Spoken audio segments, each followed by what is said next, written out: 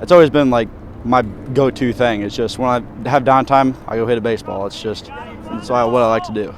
He has already twice shattered Hannibal's single-season hits record, and as a junior this past spring, Kane Wilson's 44 RBI set a new Pirates standard there as well. All of this, mind you, before seeing the first pitch of his senior year. Suffice it to say, Kane Wilson's baseball future is undeniably bright.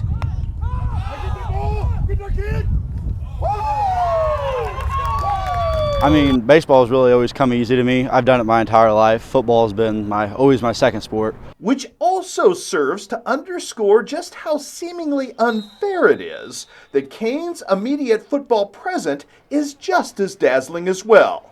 A returning first-team All-Stater at defensive end last fall. Kane's one of these guys that gets out there and, even when we're on an offensive day and we're working in some other tight ends and he jumps on the defensive side, he is hard to deal with, no matter where he's at.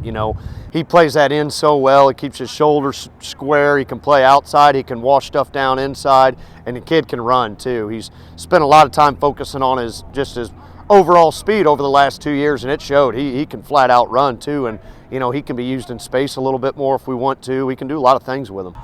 Who also earned first-team two-way All-Conference honors as a tight end of gravity as well. A broad palette of achievements that underscore just how freakishly talented this young man truly is. Yeah, Kane Wilson, he's a different animal, like he said, he's good in whatever sport he plays. Early in his high school career, he's playing a lot of basketball too.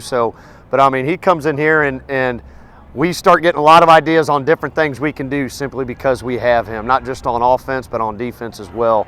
I mean, it's really just like I'm the second go-to man. Like, if nobody else is open, Waylon's going to throw it up to somebody, and normally it's just me on a little check down route, and it's just giving us a second option other than just trying to get it where we don't need to go. Sharing billing in Hannibal with perhaps the most talented football player ever to grace the Tri-States has weirdly cast Kane as a bit perhaps underrated, even with all of his accolades.